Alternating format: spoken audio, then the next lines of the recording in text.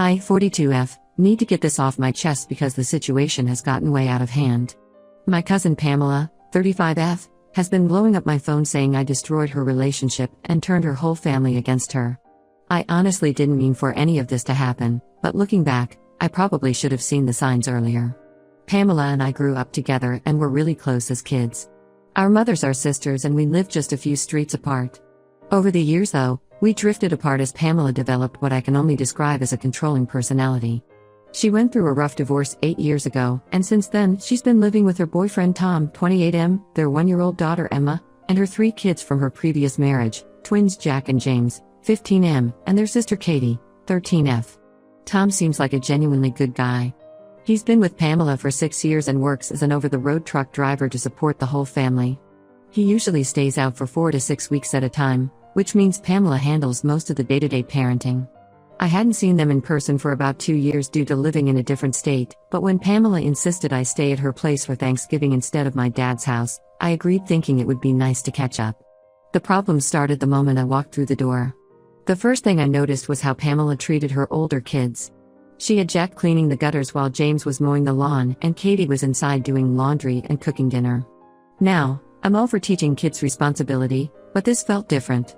These kids weren't just doing chores, they were running the entire household while Pamela sat on the couch scrolling through her phone and barking orders. The day before Thanksgiving, I watched as the twins took turns caring for baby Emma while trying to finish their homework. Katie was practically a mini-maid, cooking, cleaning, and doing everything her mother should have been doing. When I tried to help Katie with dinner, Pamela snapped at me saying her kids needed to learn responsibility and I shouldn't interfere with her parenting. Thanksgiving Day itself went smoothly mainly because Tom was home and took charge of most things. The kids seemed more relaxed with him around, and even Pamela was less demanding. After dinner, the twins went to spend the weekend with their dad, and Katie went to a friend's house for a sleepover. That's when I saw the real Pamela come out. Tom had just gotten back from a 6-week haul and was clearly exhausted. The poor guy hadn't even had time to unpack his bags when Pamela started demanding he do the dishes, clean the house, and take care of Emma all at once. When he calmly explained that he was trying to spend some time with Emma after being gone for so long, Pamela exploded. She started screaming at him about how she had to handle everything while he was gone, how he was lazy and useless, and how he needed to pull his weight around the house. Tom just stood there, gently bouncing Emma while Pamela ranted. I couldn't stand seeing him treated that way, so I offered to watch Emma so he could get some things done. Big mistake. Pamela turned her rage on me, saying I needed to mind my own business and stop undermining her authority in her own house.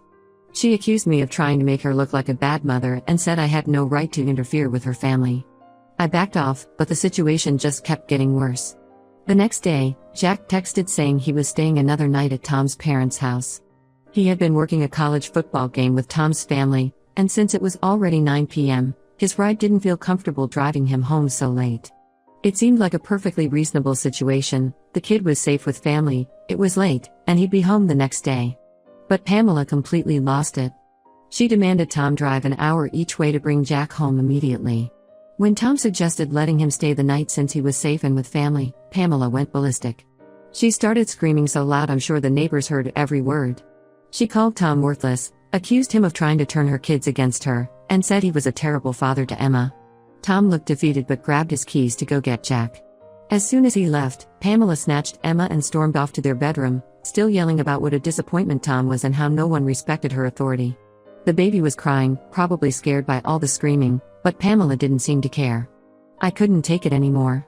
The verbal abuse, the way she treated her kids like servants, the constant screaming, it was too much. I packed my bags and went to my dad's house, leaving a brief note thanking her for her hospitality. I forgot my watch that was charging in the guest room, so I had to go back the next morning to get it. That's when I found out Tom hadn't just gone to get Jack, he had packed up some of his and Jack's things and left. He sent Pamela a text saying he couldn't take the abuse anymore and needed space to think about their relationship.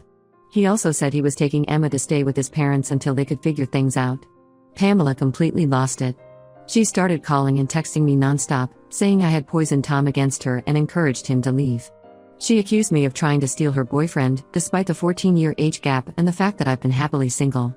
She's blocked me on all social media, but her kids are posting horrible things about me, clearly repeating whatever lies Pamela is telling them. The worst part is that some of our family is actually believing her version of events. My aunt, Pamela's mom, called me in tears, asking how I could break up her daughter's family right before Christmas. When I tried to explain what really happened, she accused me of being jealous of Pamela's relationship. I know I probably should have kept my mouth shut and just endured the drama until my visit was over. But watching someone being verbally abused while everyone else acts like it's normal just didn't sit right with me. Pamela's behavior was toxic and abusive, and while I never told Tom to leave, I can't say I'm sorry he finally stood up for himself. Ida for leaving and inadvertently giving Tom the courage to stand up for himself? Update 1: Things have gotten even messier since my last post, and I need to share what's been happening because it's honestly worse than I initially thought. The whole situation has revealed some dark truths about Pamela that none of us knew about. Last week, I received a friend request on Facebook from Linda, 54F, Tom's mother.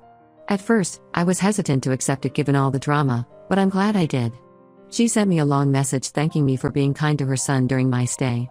According to Linda, they had been watching Pamela's abusive behavior escalate for years, but Tom always made excuses for her and begged them not to interfere.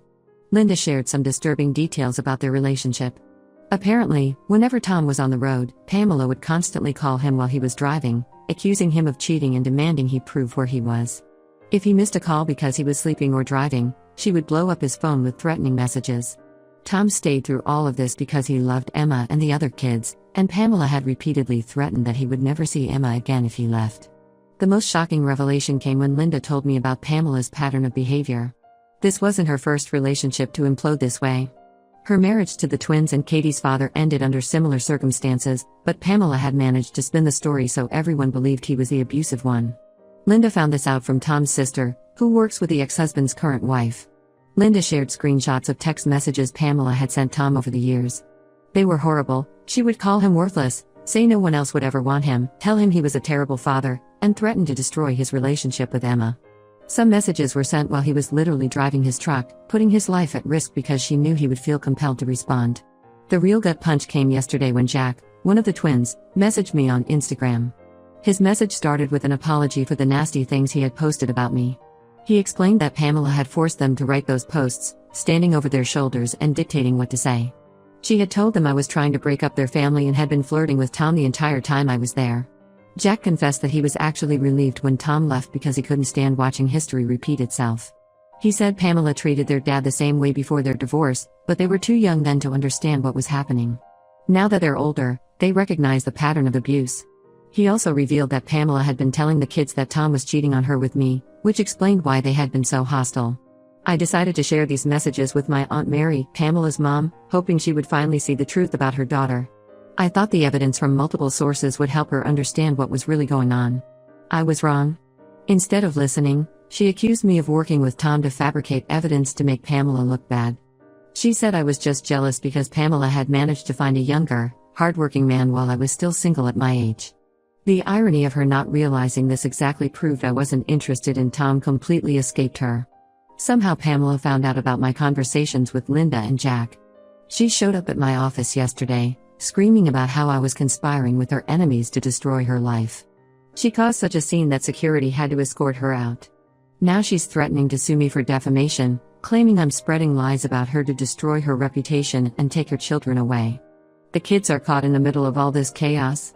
The twins are barely speaking to Pamela now, especially after she tried to confiscate their phones to prevent them from contacting Tom or their dad. Katie, the younger sister, is still completely under Pamela's influence, repeating her mom's version of events to anyone who will listen. Tom is trying to get partial custody of Emma, but Pamela is making it as difficult as possible, missing scheduled handoffs and making false allegations about his parenting. This morning, I got a call from my cousin Mike, Pamela's brother, telling me I need to fix this situation because Pamela has been calling their parents multiple times a day, crying about how I destroyed her life. He suggested I should just apologize to keep the peace, even if I didn't mean it. When I refused, he called me selfish and said I was tearing the family apart. I honestly don't know what to do anymore. Part of me wants to show everyone the evidence I have of Pamela's behavior, but I'm worried that would only make things worse for the kids. They're already dealing with enough trauma without their mom's abusive behavior being exposed to the entire family. At the same time, I'm tired of being painted as the villain in this story when all I did was refuse to ignore abuse. Tom's lawyer advised him not to have any direct contact with me until after the custody hearings, which I completely understand. But through Linda, I know he's doing better now that he's away from Pamela's influence. He's taken a local route so he can be more present for Emma, and he's working with his lawyer to document all of Pamela's past abuse. The whole situation is just getting worse by the day, and I have a feeling this is just the beginning of a very ugly battle. Update 2: I never expected this story to take such a dark turn. What happened last week has changed everything, and the truth about Pamela is finally coming out in ways none of us anticipated. James, one of the twins, finally broke down and told their dad Greg everything that had been happening in Pamela's house. Not just the verbal abuse we all witnessed, but years of neglect and manipulation that none of us knew about. He revealed how Pamela would regularly leave baby Emma with the teenagers for days at a time while she went out partying, claiming she needed mental health breaks. The kids were afraid to say anything because Pamela threatened to send them to a boarding school in another state if they ever told anyone about what happened at home. The twins and Katie had been covering for their mom for years. When Tom was on the road, Pamela would disappear for days, leaving the kids to care for Emma and themselves. They used their allowance and money from their part-time jobs to buy groceries because Pamela spent all the household money Tom sent on gambling. James showed his dad their text conversations where they would coordinate who would watch Emma, cook meals, and handle the housework while their mom was gone. Greg immediately contacted his lawyer and filed for emergency custody. During the hearing, years of Pamela's manipulation and abuse came to light. The judge was especially concerned about evidence showing Pamela had been forging Tom's signature on documents while he was on his long-haul trips. She had opened credit cards in his name and racked up massive debt, which Tom only discovered after he left. But the most shocking revelation came from Tom himself through his lawyer. Early in their relationship, when Tom had talked about taking a better-paying job that would keep him away from home longer, Pamela claimed she was pregnant to make him stay. She then faked a miscarriage a few weeks later, only to actually get pregnant with Emma a few months after that. The timing of all this came out because she had accidentally admitted it in text messages to a friend, which Tom's lawyer obtained during discovery. The evidence of Pamela's gambling addiction was overwhelming. Bank statements showed she had been withdrawing large sums of money from Tom's account at local casinos. When the kids needed things for school or sports, she would tell them Tom hadn't sent enough money, forcing them to either go without it or use their own money. All while Tom was sending more than enough to cover all household expenses. When confronted with all this evidence in court, Pamela showed absolutely no remorse. Instead, she had a complete meltdown, screaming about how everyone was conspiring against her and how we would all regret this. She accused me, Tom, Greg, and even her own kids of plotting to destroy her life. The judge had to threaten her with contempt of court to get her to calm down. Greg was granted full custody of the twins and Katie. Tom has filed for full custody of Emma and is pressing charges for identity theft and fraud. The kids are now living with Greg full-time and are starting counseling to deal with the trauma of growing up with Pamela. Even Katie, who was previously defending her mom, finally broke down and admitted how afraid she had been all these years. Our entire family is in shock. My aunt and uncle, who had been Pamela's biggest defenders, finally had to face the truth about their daughter when they saw the evidence in court. They found out Pamela had also stolen money from them, forging checks from their account. The realization that they had enabled her behavior for years has hit them hard. Pamela has been calling everyone in the family, trying to get them to take her side, but this time no one is buying her lies. The evidence is too clear, and her behavior in court showed everyone her true colors. She's been ordered to stay away from both Tom's and Greg's homes, and any contact with the kids has to be supervised.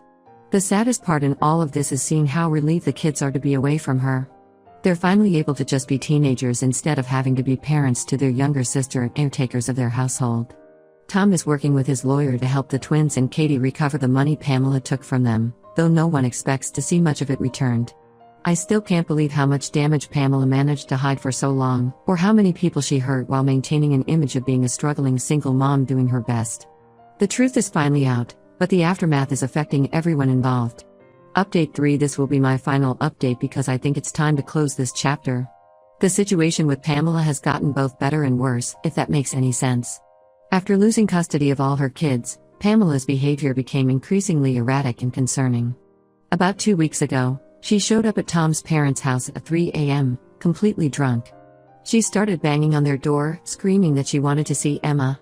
When they refused to let her in, Emma wasn't even there. She was at Tom's new place. Pamela tried to break down their door with a gardening tool she found in their yard. The neighbors called the police, and she was arrested for attempted breaking and entering, vandalism, and disturbing the peace. This wasn't her first incident since the custody hearings.